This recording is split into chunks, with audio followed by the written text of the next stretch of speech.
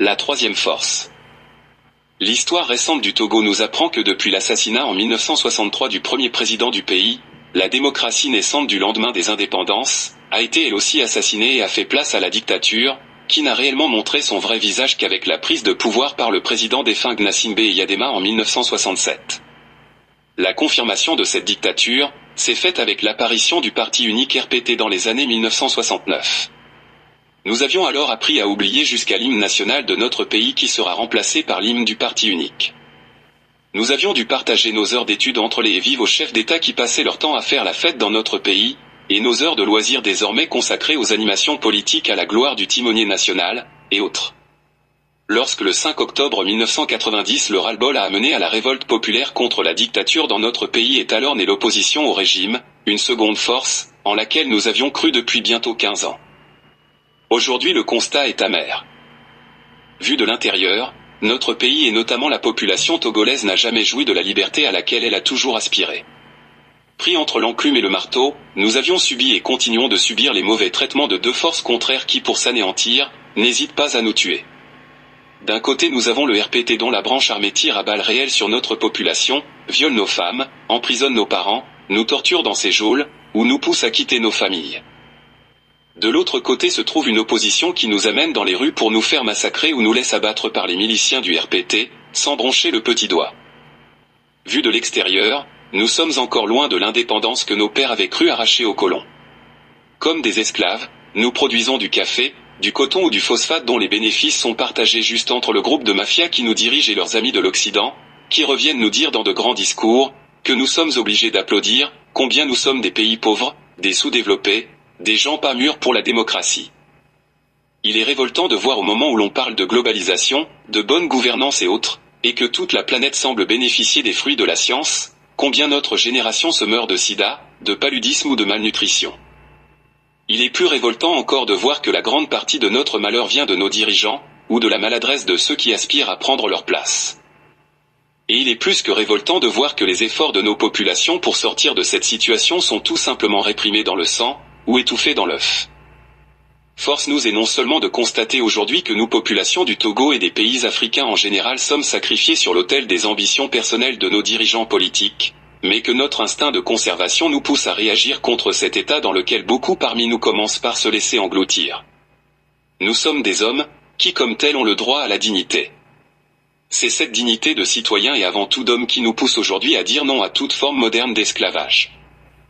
Si nous baissons les bras maintenant alors ce sont nos enfants, et de nombreuses générations après nous qui continueront de courber la tête devant des clans, des groupes, des clubs de dignitaires qui se réservent le droit de faire la politique, et l'interprètent comme une relation de maître à esclave.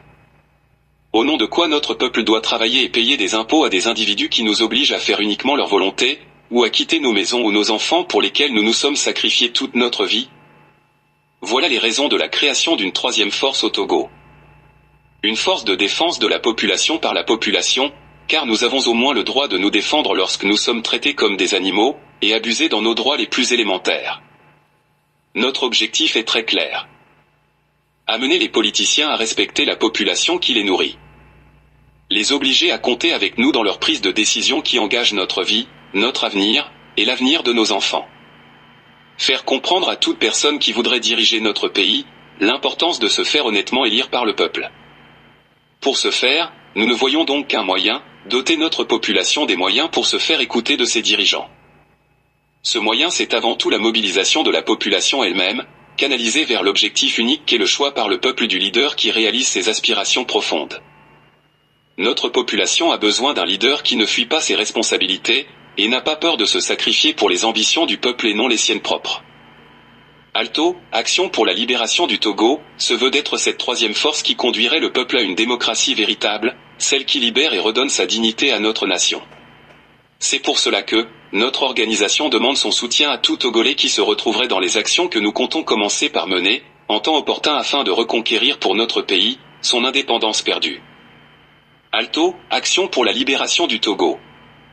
L'an 2005, le 20 avril à 10h du matin dans l'État de Maryland aux États-Unis d'Amérique, a été portée sur ses bases, une organisation dénommée l'Action pour la libération du Togo en vue de rendre au peuple togolais sa liberté confisquée depuis presque 40 années, par un régime sanguinaire et d'oppression.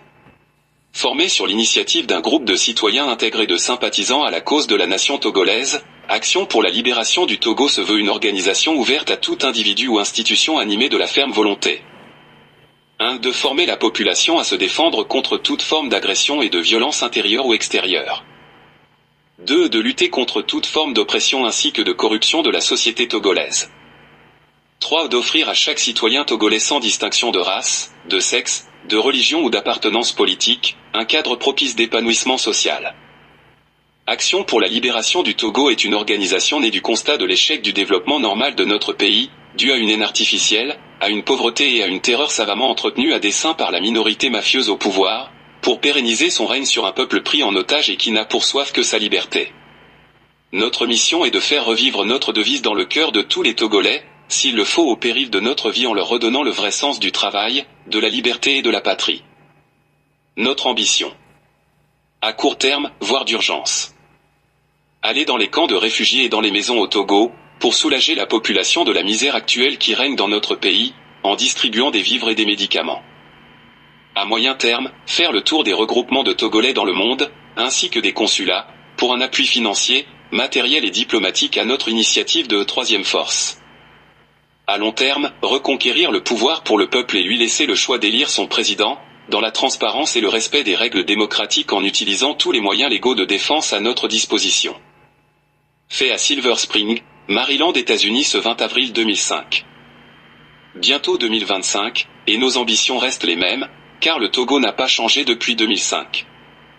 Par un coup d'État constitutionnel, Faure Gnassingbé s'est amené au pouvoir en 2005. Par un autre coup d'État constitutionnel, il veut perpétuer son règne au-delà de 2025 et faire du Togo une monarchie. Notre devoir c'est de mettre fin à cette récidive en utilisant l'article 150 de notre constitution togolaise de 1992 qu'il vient de violer et bouter ce putschiste dehors en utilisant tous les moyens possibles y compris militaires, tels que prévus par la constitution de notre pays. Je suis Kwasi Cloussé, coordinateur général des Altos, Action pour la libération du Togo, et j'approuve ce message.